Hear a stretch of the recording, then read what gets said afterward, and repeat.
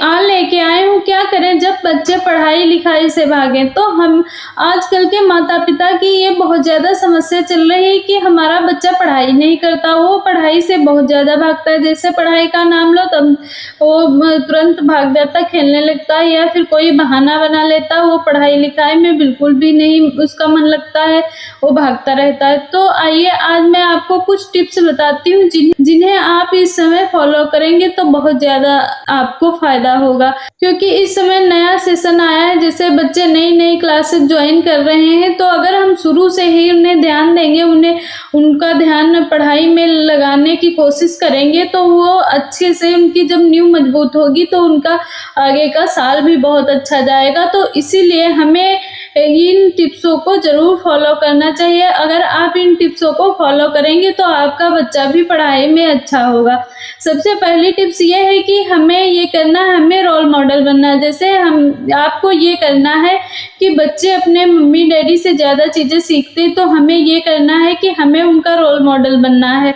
इसके लिए हमें क्या करना है, जैसे हमारा बच्चा छोटा है तो हमें उसे बातों से उसे नहीं समझ में आता है, ज़्यादा अगर आप समझाती तो उसे नहीं समझ में आता, तो आपको ये करना है कि आप को अगर पढ़ाई में इंटरेस्ट है तो आप कोई भी बुक लेके पढ़ने बैठ जाएँ, तो आपका बच्चा भी बैठ जाएगा पढ़ने साथ में, ये तो पक्का ही है। अगला काम ये आप कर सकते हैं कि आप अच्छे-अच्छे काम करिए, जिससे बच्चे को अच्छा लगे तो वो भी अच्छा बनने की कोशिश करे, तो इससे भी बच्चे का पढ़ाई में मन लगेगा। अगला पॉइंट ये है कि हमें समय देना है। हमें क्या करना है, हमें बच्चे को समय देना है। जैसे ये है कि अगर हमारा बच्चा होमवर्क कर रहा है, वो बैठा होमवर्क कर रहा है, तो हमें ये करना है कि हमें उसके साथ बैठना है।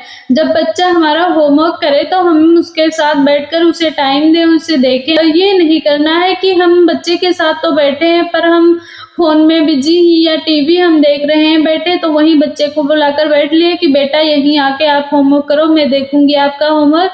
तो हमें ऐसा बिल्कुल भी नहीं करना है, ये गलती तो हमें करनी ही नहीं है। अगर यही कुछ गलतियाँ होती हैं, इन्हीं की वजह से बच्चे हमारे नहीं पढ़ते हैं अच्छे से, तो इन्हें हमें बहुत ज़्यादा ध्यान रखने की ज़रूरत है। हमें ये करना है कि अगर हम बच्चे के साथ बैठे, वो अपना होमवर्क कर रहा है, तो हमें उसमें उसे देखना है कि वो क्या कर रहा है, क्या उसके नहीं समझ में आ रहा है, तो आप बताइए। अगर आप उसे नहीं समझा पा रही हैं, तो आप ऐसा करें कि आप अपने मोबाइल में सर्च करें, जैसे वीडियो आ जाते हैं, तो अगर आप बच्चे को वीडियो के थ्रू समझाएँगे तो उन्हें बहुत ज़्यादा अच्छे समझ में आएगा। तो हमें ये करना है कि हम अगर बच्चे को टाइम दें, उसे होमवर्क के लिए उसको अपना टाइम दें, उसे तो अच्छे से समझाएँ, दिखाएँ और बताएँ। ये नहीं है कि हम फ़ोन में बिज़ी हैं या टीवी में बिज़ी हैं या किसी से बात कर रहे हैं, तो हमें ऐसा बिल्कुल भी नहीं करना है। अगर हम ऐसा करेंगे तो हमारे बच्चे पढ़ाई लिखाई से भागेंगे ही, क्योंकि उनका मन ही नहीं लगेगा, उनका ध्यान भटकता रहेगा। अगला पॉइंट ये है कि हमें ये करना है कि हमें अपने बच्चे से सारा दिन उससे पढ़ाई नहीं करवाना है। जैसे आपसे ही है, अगर कोई सारा दिन एक ही काम करवाए तो आप भी परेशान हो जाएँगी ना, तो इसीलिए हमें बच्चे से सारा दिन पढ़ाई नहीं करवाना है। हमें ये करना है कि हमें अपना एक टाइम टेबल बनाना है, जिसमें हमें ऐड करना है कि कितने टाइम से कितने टाइम पढ़ाई करनी है या फिर खेलने जाना है, होमवर्क करना है या जैसे घर पर वीडियो गेम खेलना है। इस तरह से हमें अपना टाइम टेबल बनाना है, उसी के हिसाब से उसमें टाइम देना है कि इस टाइम पे आपको ये करना है, इस टाइम पे ये करना है। अगर आप अच्छे से एक टाइम टेबल बनाएँगी और बच्चे को हर काम के लिए टाइम देंगी, तो वो अच्छे से पढ़ाई भी करेगा और अपना खेलेगा कूदेगा, तो उससे भी बहुत ज़्यादा फ़ायदा होगा। तो इसीलिए हमें ये करना है कि हमें अपना एक टाइम टेबल ज़रूर बनाना चाहिए।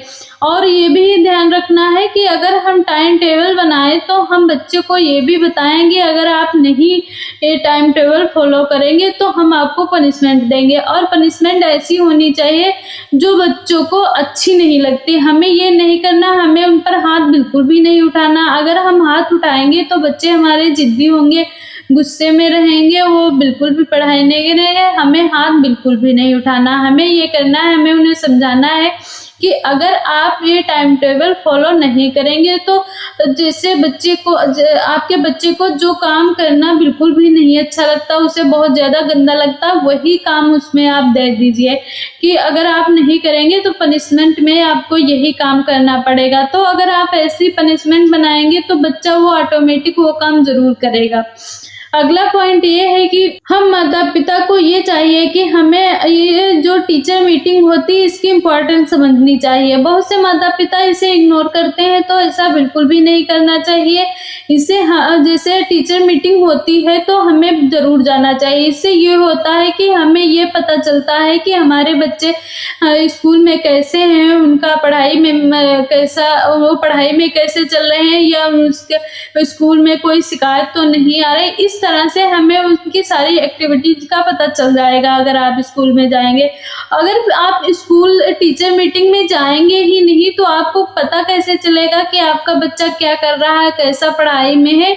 तो इसीलिए हमें टीचर मीटिंग की इम्पोर्टेंट बहुत ज़्यादा ज़रूरी है समझना, क्योंकि हमें वहाँ जाना बहुत ज़्यादा ज़रूरी है।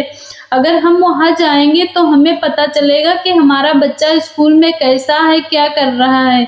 तो ये बात आप ज़रूर ध्यान दीजिए, आपको स्कूल ज़रूर जाना चाहिए टीचर मीटिंग में। अगला पॉइंट ये है कि हमें बच्चे का अच्छा दोस्त बनना है। हमें ये करना है, हमने अपने बच्चे का अच्छा दोस्त बनना है। इसके लिए हमें जैसे हम कुछ बातें उससे शेयर करेंगे तो वो भी अपनी बातें शेयर करेगा। तो उसकी बातें ये है कि हमें अच्छे से सुनना है, समझना है, फिर उसे समझाना भी है। ये नहीं है कि हम सुन लेते हैं, हल्के में सुन लिया, हाँ ये है चलो ठीक है, ऐसा बिल्कुल भी नहीं करना। हमें वो बातें उसकी अच्छे से सुनना है, फिर उसे अच्छे से समझाना भी है। तो ये थी कुछ टिप्स जिन्हें आप फॉलो करेंगे तो आपका बच्चा ज़रूर पढ़ाई में अच्छा होगा, ये ज़रूर ही होगा।